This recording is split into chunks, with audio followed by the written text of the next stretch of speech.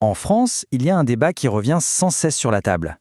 Est-ce que l'État doit nous guider avec des petits chèques pour des dépenses bien précises, ou est-ce qu'il devrait plutôt nous laisser plus d'argent sur notre compte en banque et donc plus de liberté? Aujourd'hui, on va décortiquer cette question à travers deux exemples vraiment concrets qui illustrent parfaitement cette tension. La question, au fond, est assez simple. Pour soutenir l'économie et les gens, quelle est la meilleure approche? D'un côté, on a les aides ciblées, les coups de pouce pour acheter telle ou telle chose. De l'autre, on a l'idée de baisser les impôts et les charges et de faire confiance au choix de chacun. C'est tout ce dilemme qu'on va explorer. Allez, on commence avec le premier exemple, une proposition qui a fait pas mal de bruit, l'idée de créer un chèque spécial pour s'habiller. Alors le concept, c'est celui d'un éco-chèque. L'idée, c'est d'inciter les gens à acheter des vêtements soit fabriqués en France, soit considérés comme éco-responsables. C'est une sorte de coup de pouce pour orienter notre consommation vers une mode, disons, plus locale et plus durable. Et on parle de quel montant?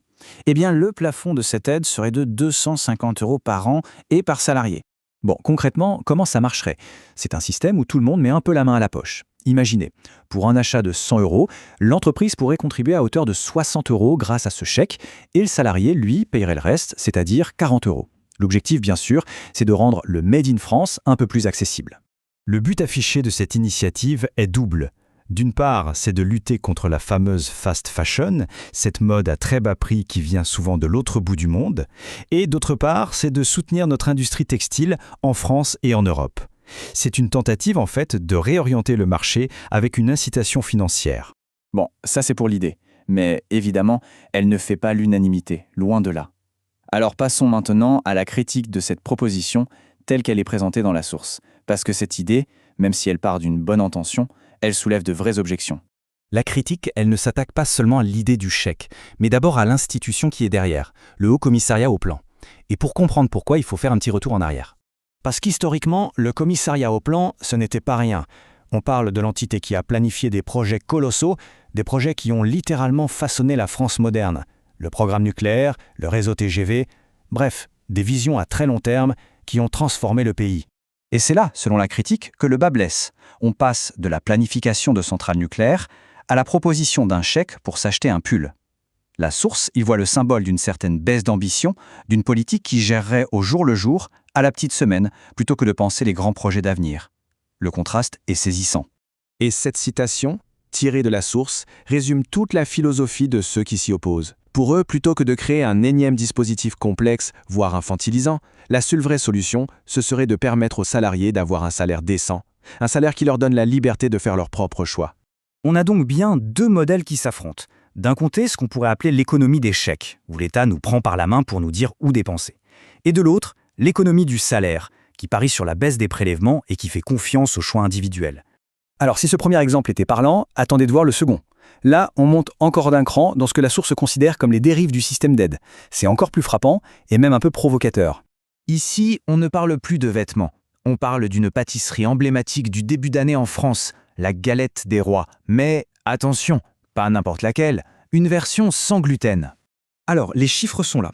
Pour une galette sans gluten qui coûte 18,95 €, la Sécurité sociale peut rembourser 3,81 €, à condition bien sûr d'avoir un diagnostic de maladie cœliaque. Ça représente quand même environ 20% du prix.